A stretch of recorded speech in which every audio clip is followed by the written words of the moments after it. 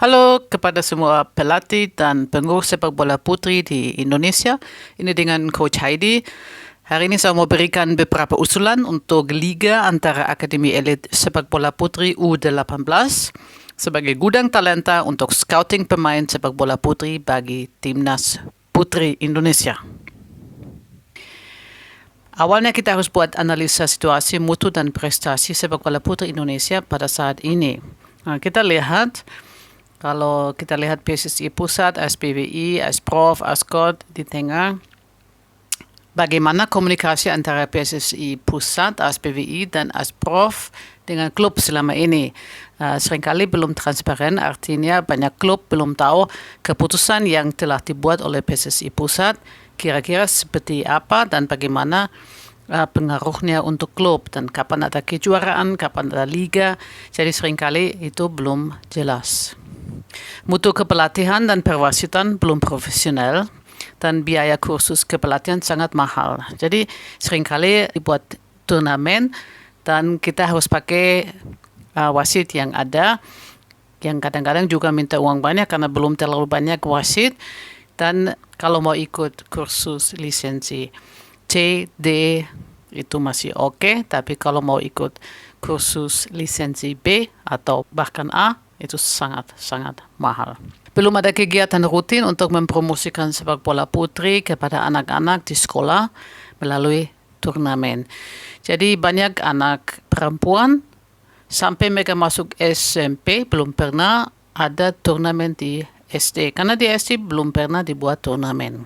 Jadi harus lebih banyak kegiatan, dan ASPBI memang sudah mulai buat kegiatan untuk memperkenalkan sepak bola putri di beberapa sekolah untuk U12.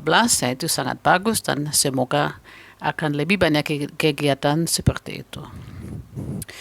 Belum ada liga sepak bola putri U13, U15, U18 atau putri senior yang berjalan secara rutin. Kita semua tahu bahwa liga putri pertama dan terakhir telah dijalankan tahun 2019 dan sejak itu sudah tidak ada liga putri lagi. Dan tidak ada liga yang jalan secara rutin. Kadang-kadang ada turnamen, kadang-kadang ada piala pertiwi, tapi biasanya klub-klub tidak terlalu tahu kapan itu akan ada dan apakah ada. Dan turnamen seringkali juga diumumkan secara tiba-tiba, jadi susah untuk buat persiapan yang baik. Pendataan pemain sepak bola putri Petalenta U13, U15, dan U18 belum lengkap sama sekali. Ya nanti kalau timnas putri misalnya ada agenda mau main, ya panggil yang sudah kenal, yang lama saja. Tapi yang pemain baru yang bertalenta di daerah itu belum kenal. Karena tidak ada sistem untuk buat pendataan secara rutin. Jumlah SSB Putri dan Akademi Elit masih sangat kurang karena tidak ada dukungan dana bagi klub-klub dalam manajemen SSB atau Akademi Putri. Jadi kalau misalnya ada pelatih mau jalankan latihan secara terus-menerus, ya dia harus cari sponsor sendiri yang susah sekali dan tidak pernah ada dukungan dari sponsor secara rutin. Ya, saya bahkan dari tahun 2009 mulai melatih sepak bola putri tidak pernah ada sponsor, jadi kita harus cari dana sendiri. Kalau misalnya ada dana yang disiapkan untuk setiap SSB yang mau jalankan program rutin untuk putri, ya pasti akan sangat membantu. Persiapan timnas putri untuk kejuaraan internasional masih kurang optimal. Jadi kadang-kadang untuk putri ada kegiatan macam AFF atau AFC, tiba-tiba pemain dipanggil dan sebentar lagi sudah berangkat. Jadi tidak ada persiapan yang optimal dan tidak heran kalau nanti anak-anak tidak bisa main optimal. Dan karena itu prestasi timnas U15, U18 dan timnas putri senior memang belum signifikan. Untuk sementara ini peringkat dunia dari FIFA, Indonesia ada di posisi 97. Bagaimana keuntungan dari Liga Antar Akademi Elit Sepak Bola Putri U18 yang saya mau usulkan di sini bagi perkembangan mutu dan prestasi sepak bola putri di Indonesia. Jadi kalau saya bicara tentang suatu liga nasional antar 8 Akademi Elit Putri U18. Jadi PSSI cari 8 perusahaan yang berkomitmen untuk memajukan mutu sepak bola putri Indonesia. Nah, itu bisa perusahaan yang misalnya mau mempromosikan salah satu produk tertentu yang ada hubungan dengan perempuan. Apakah itu makanan, minuman, produk kecantikan, produk lain yang berhubungan dengan perempuan. Itu nanti bisa dilihat produk yang mana yang paling cocok. Paling penting adalah bahwa perusahaan berkomitmen untuk secara rutin, paling sedikit 3 tahun, mensponsori salah satu akademi. Kalau ada liga seperti itu akan menjamin mutu kompetisi yang menarik bagi penonton dan investor. Karena pemain-pemain itu latihan secara terus-menerus dan pasti akan ada peningkatan mutu kompetisi yang sangat signifikan. Liga seperti itu juga akan memungkinkan kontinuitas Liga Putri dan menjamin peningkatan dalam mutu kepelatihan.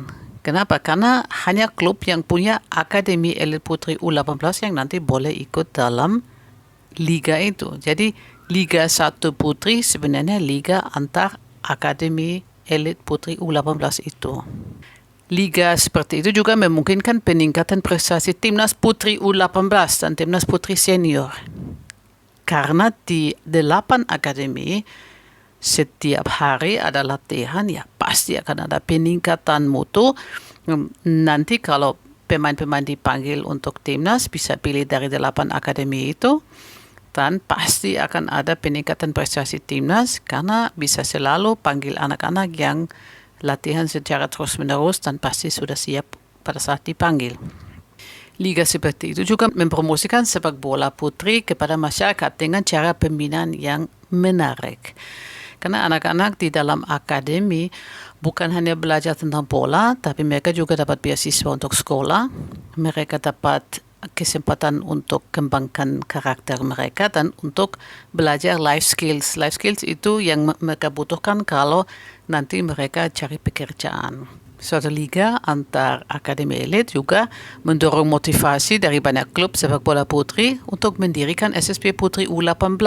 Karena klub lain juga mau ikut dalam Liga 1 Putri yang memang dibuat antara Akademi Elit Putri. Dan SSB Putri akan berusaha untuk membina pemain sebaik mungkin supaya nanti pemain-pemain tersebut juga bisa diterima di dalam salah satu Akademi Elit Putri U18. Untuk itu nanti harus dibuat regulasi apakah akan ada uang pembinaan atau apakah akan ada bantuan perlengkapan untuk latihan sepak bola bagi SSB yang telah berhasil untuk membina pemain sampai dia diterima di akademi.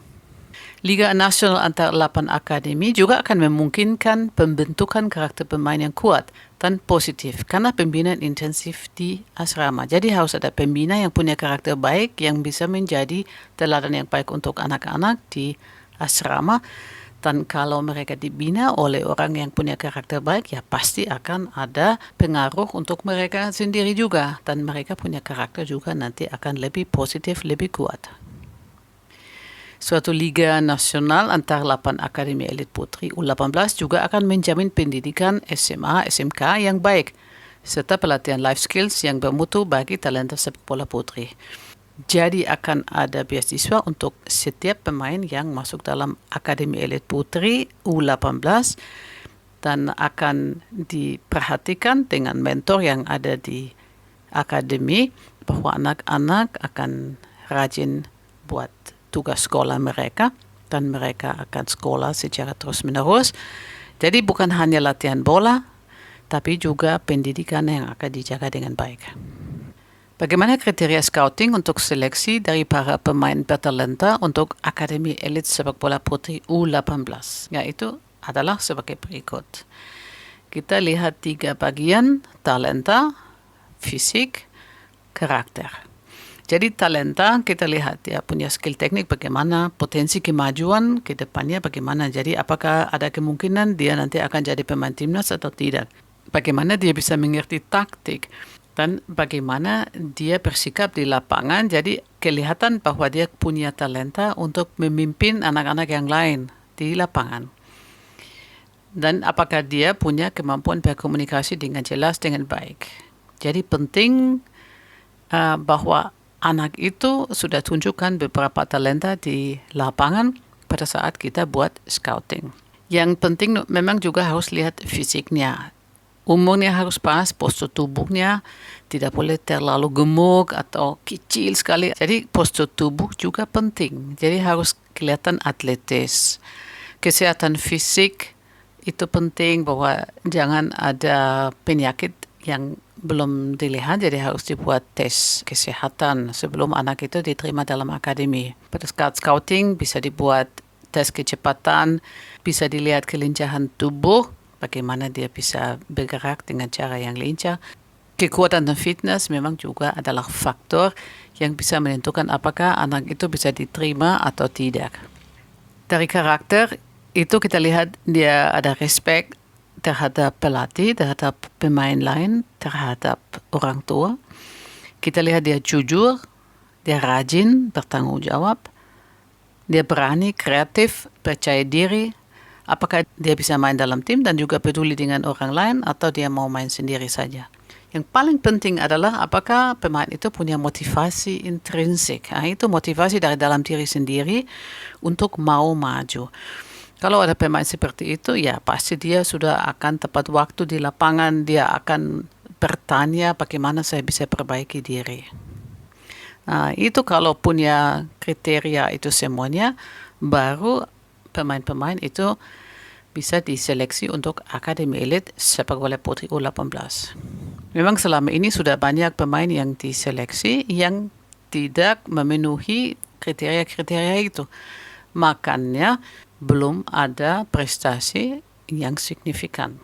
Memang tidak bisa muncul semuanya dengan sendirinya, jadi harus ada pelatih pembina yang sendiri punya talenta fisik dan karakter untuk membina anak-anak supaya bisa jadi teladan yang baik untuk mereka.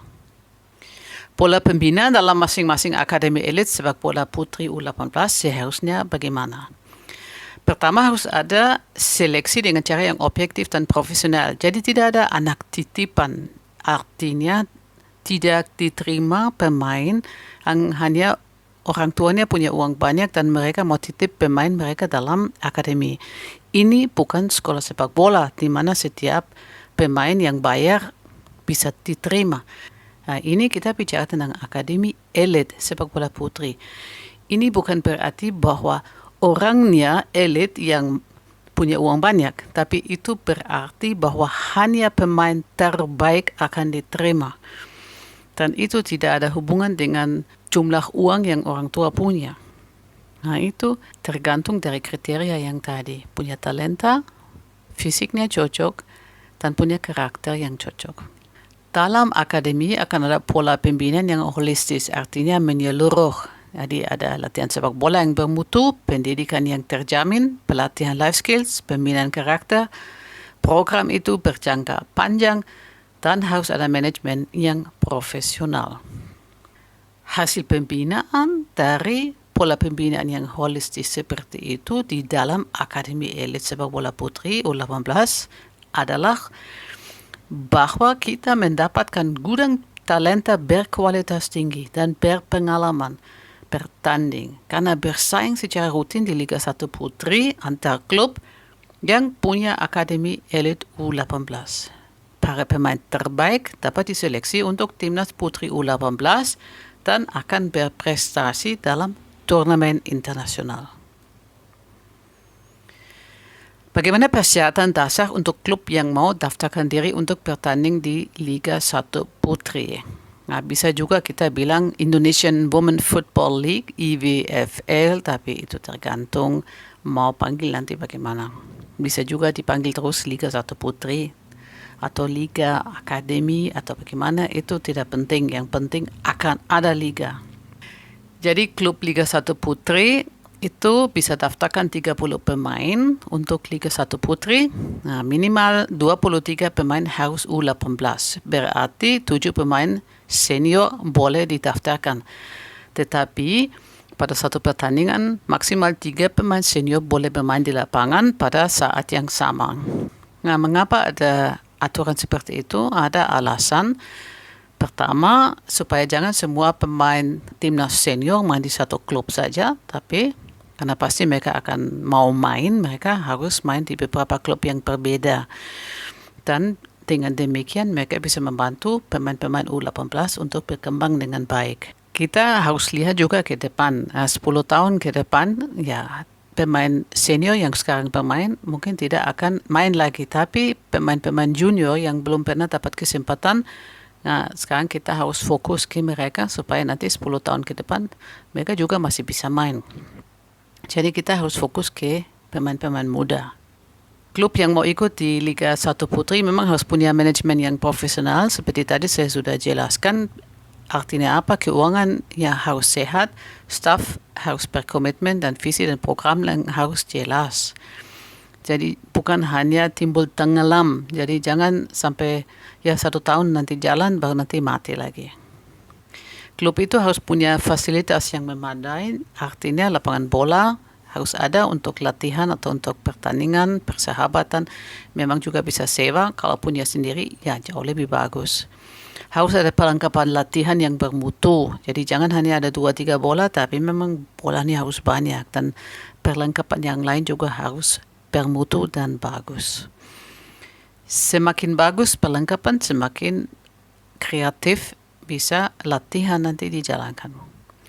Dan memang harus ada asrama pemain yang aman dan nyaman untuk minimal 23 pemain. Berarti setiap klub yang mau daftarkan diri untuk ikut di Liga 1 Putri harus punya akademi elit sepak bola putri U18, di mana minimal 23 pemain tinggal. Dan setiap pemain dapat beasiswa pendidikan, dan setiap pemain juga dapat asuransi kesehatan, dan juga staf yang kerja di akademi juga harus dapat asuransi kesehatan. Dan tim akan dilatih oleh pelatih berlisensi, yang pelatih kepala harus minimal lisensi C. Asisten-asisten ya bisa D atau masih belajar untuk nanti ikut kursus lisensi boleh. Pembina asrama harus berkarakter baik. Itu jelas yang tadi saya sudah sampaikan. Kalau pembina asrama kacau, ya pasti anak-anak ikut kacau. Pembina asrama memang harus punya karakter yang sangat baik supaya bisa menjadi teladan untuk anak-anak.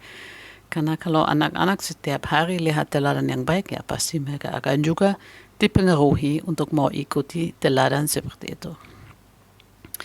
Setiap klub yang mau ikut di Liga 1 Putri juga harus punya SSB aktif untuk pemain sepak bola putri U15 dan U18.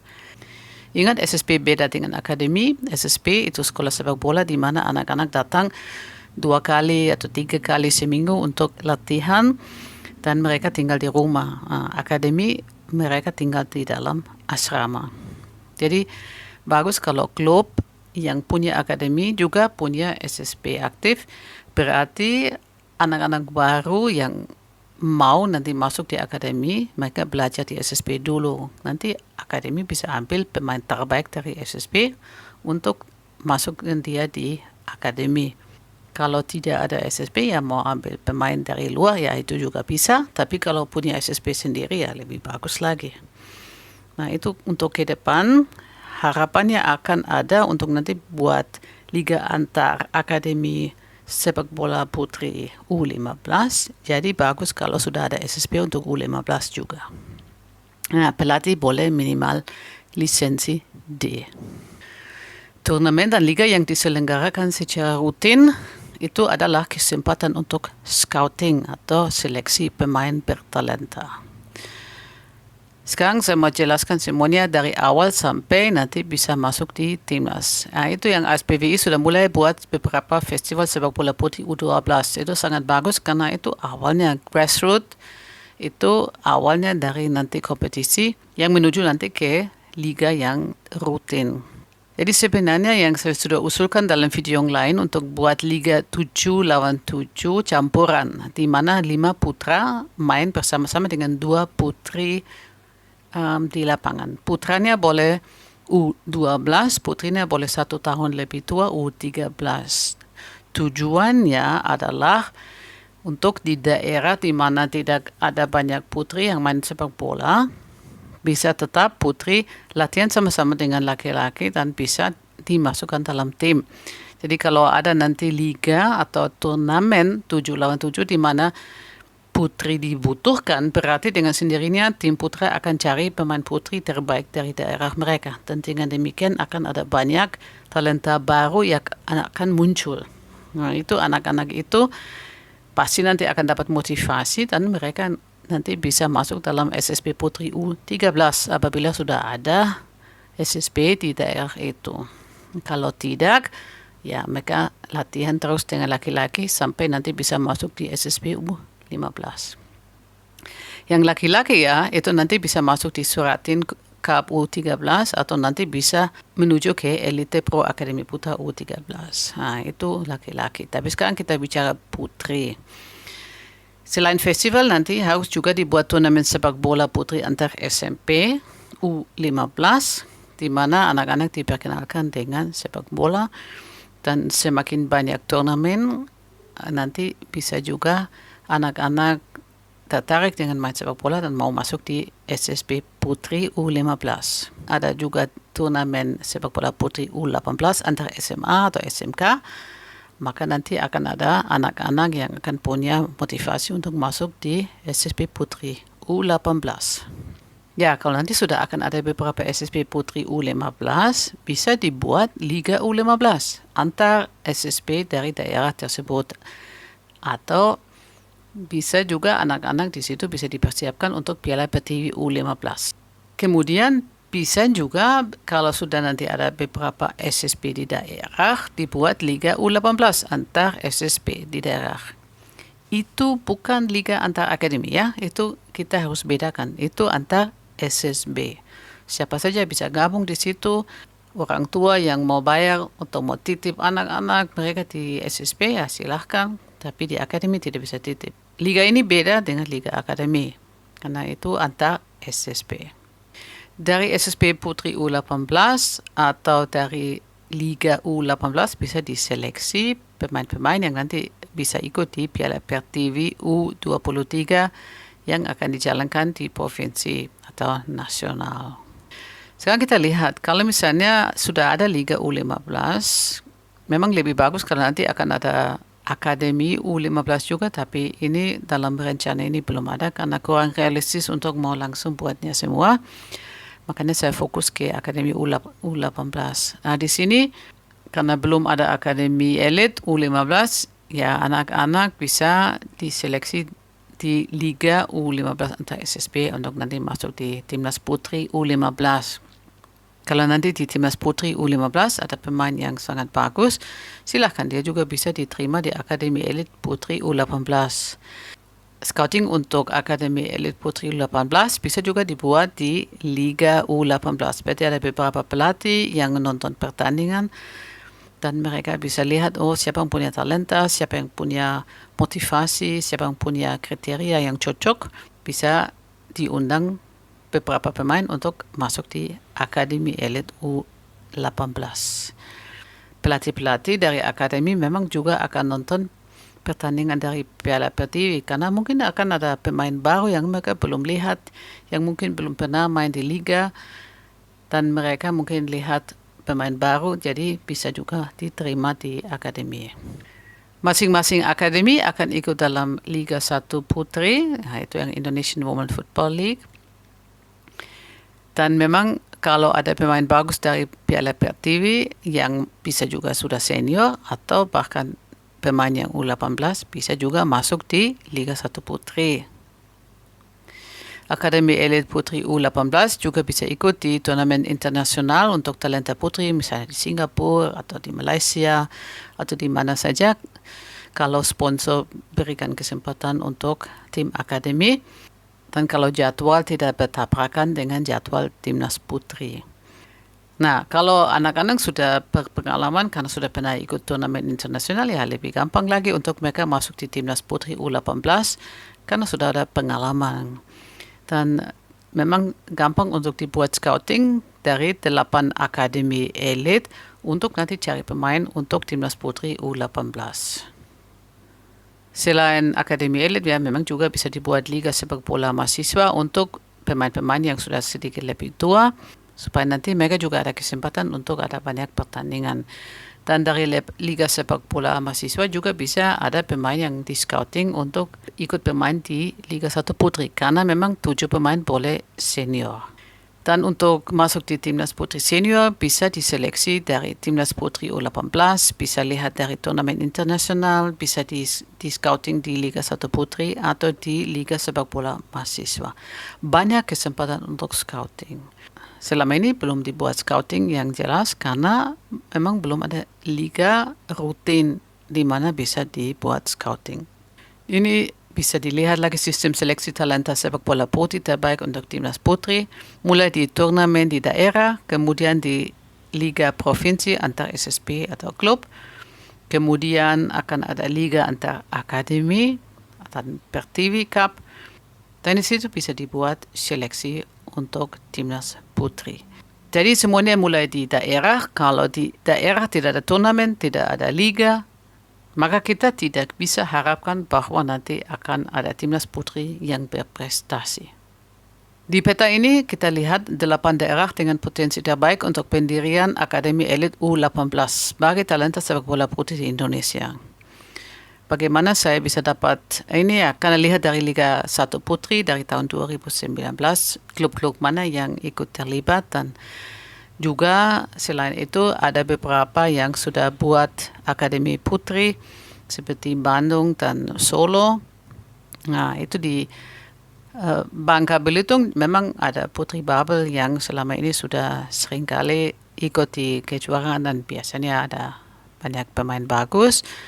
Ini contohnya saja ya, di Kalimantan itu adalah di Palangkaraya misalnya, bisa diikuti Kalteng Putri misalnya. Kemudian kita lihat Persija Putri di Jakarta, baru kita bisa lihat Persib Putri di Bandung, Persis Solo di Solo, Arema Putri di Malang, Galanita Persipura di Jayapura, atau PSM Putri di Makassar. Dan di sini ada beberapa kota atau daerah dengan warna kuning, ya itu misalnya contoh untuk beberapa daerah yang nanti cocok untuk bisa buat akademi. Bisa juga daerah yang lain, tergantung sponsor, pengurus, dan pelatih yang mau jalankan akademi. Baik, di sini kita lihat contoh jadwal Liga 1 Putri. Itu contoh saja. Tuan rumah berotasi pada setiap pertemuan, berarti akan ada 4 host yang berbeda. Sebagai kota host akan dipilih 4 kota dengan potensi jumlah penonton terbanyak supaya PSSI dapat meyakinkan pihak sponsor untuk investasi dalam perkembangan sepak bola putri. Setiap tim akan bermain 3 atau 4 pertandingan pada setiap pertemuan IWSL atau Liga 1 Putri, supaya pada akhir liga setiap tim telah bertemu sebanyak 2 kali dengan masing-masing tim yang lain. Berarti itu suatu sistem kompetisi penuh. Nah, bisa dilihat di sini bahwa pada bulan September, misalnya itu contoh saja ya, bisa misalnya bertemu di Bandung. Jadi semua tim bertemu di Bandung dan selama 7 hari akan ada 3 pertandingan. Masing-masing tim bermain 3 kali. Ya. Hari pertama tim 1 lawan tim 2, jadi Putri Babel lawan Kalteng Putri. Dan nanti Persija Putri lawan Persib Putri, misalnya begitu. Hari kedua Solo main lawan Arema, terus Persipura lawan PSM. Dan seterusnya. Nanti mereka pulang lagi 2 bulan, mereka latihan di masing-masing akademi sambil pertandingan persahabatan, misalnya lawan tim putra dari SSB U13 atau lawan tim putri yang kuat di daerah mereka. Dan mereka belajar kesalahan yang mungkin terjadi dalam pertandingan-pertandingan pada bulan September. Mereka bisa persiapkan diri untuk pertemuan berikut di bulan November. Nanti di bulan November di host yang berbeda, ya misalnya Jayapura, akan ada 4 pertandingan. Masing-masing tim akan bertanding 4 kali. Dengan demikian bulan September dan November sudah setengah kompetisi. Masing-masing tim bertemu satu kali dengan masing-masing tim yang lain. Nanti 2 bulan kemudian di bulan Januari semua tim bertemu lagi di kota yang lain. Misalnya Malang. 7 hari itu bagus untuk sponsor supaya sponsor itu bisa memperkenalkan produk-produk mereka kepada banyak penonton yang nanti akan berkumpul di situ. Ada 7 hari pertemuan, 7 hari pertandingan, setiap hari ada 2 pertandingan, pasti akan ada banyak penonton yang tertarik. Nanti di bulan Maret semua tim bertemu lagi dan masing-masing akan ada 4 pertandingan. Dengan demikian, setiap 2 bulan tim-tim bertemu dan di antara pertemuan selalu mereka latihan di akademi mereka supaya mereka siap untuk pertemuan berikut. Kemudian nanti gampang sekali untuk pelatih-pelatih timnas untuk buat seleksi pemain yang baru untuk timnas putri. Proses scouting untuk timnas putri, ya itu seperti tadi saya sudah jelaskan, pemain-pemain putri terbaik dari Liga 787, campuran U12, U13, dapat diundang untuk latihan di SSB Putri U15 dari klub IWSL dan dapat bertanding di Liga Putri U15 kalau nanti sudah ada Liga Putri. Dapat bergabung dalam Akademi Elit Putri U15 kalau sudah ada klub yang siap untuk mendirikan Akademi Elit Putri U15. Nah, itu kalau nanti sudah ada SSB, ya bagus.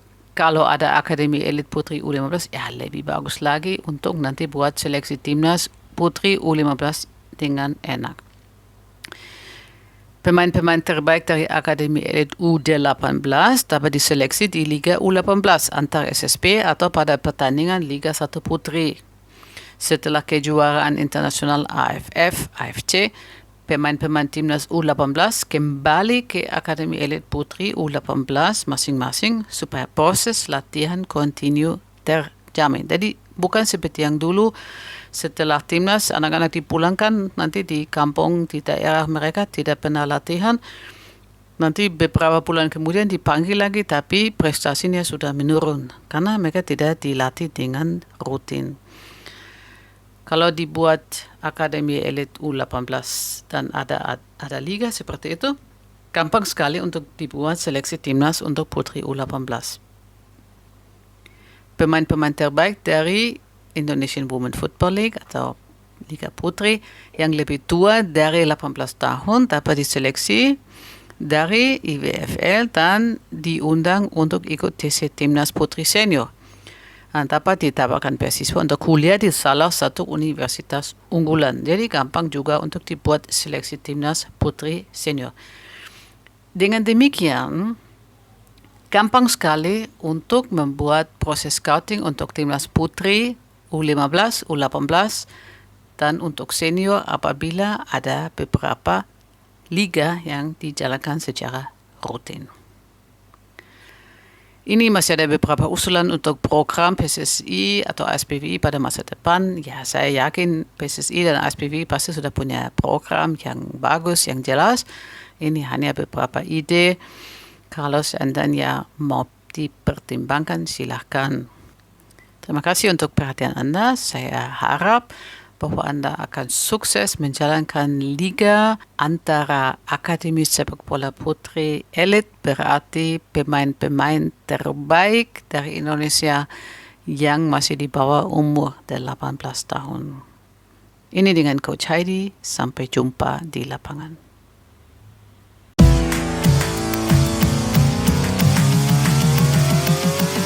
Jangan pikirannya laki-laki yang bisa main bola, karena kita perempuan Papua juga bisa. Acak passing, shooting kita serba bisa. Apalagi kalau kita Yosim Samba. Galbera Papua, Galanita Persipura Kojaya.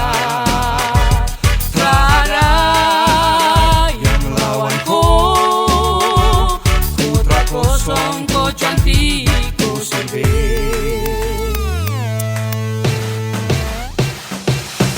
Jangan bicara tidak sembarang kalau belum lihat kita. Karena Galpera main dengan pola. Satu hati kita berjuang bersama-sama demi Persipura Papua yang kita cinta. Galpera Papua, jalan kita Persipura Gojaya. Tak ada yang lawan kota kosong, kota di kosine. Galpera Papua, jalan kita Persipura Gojaya. Tak ada yang lawan kota kosong, kota di kosine. Kami anak Galpera, gadis dari Papua. Kalau lihat dari gaya memang biasa saja, tapi jangan coba-coba kalau belum lihat kita. Galpera Papua, jalan kita Persipura Gojaya. Tak ada yang lawan kota kosong, kota cantik koside. Galpera Papua, jalan kita Persipura Gojaya. Tak ada yang lawan kota kosong, kota cantik kosine. Kita boleh beda suku tapi hati tetap satu. Tak pernah ragu-ragu untuk melangkah maju. Kalau ada masa lalu yang hanya bikin kabur, just leave that and give your best. Ini bukan sensasi tapi aksi yang supasti. Bukan hanya talenta tapi sebuah teladan. Harapanmu sungguh ada dan kau jadi bintang. Kita boleh beda suku tapi hati tetap satu. Tak pernah ragu-ragu untuk melangkah maju. Kalau ada masa lalu yang hanya bikin kabur, just leave that and give your best. Ini bukan sensasi tapi aksi yang supasti. Bukan hanya talenta tapi sebuah teladan. Harapanmu sungguh ada dan kau jadi bintang.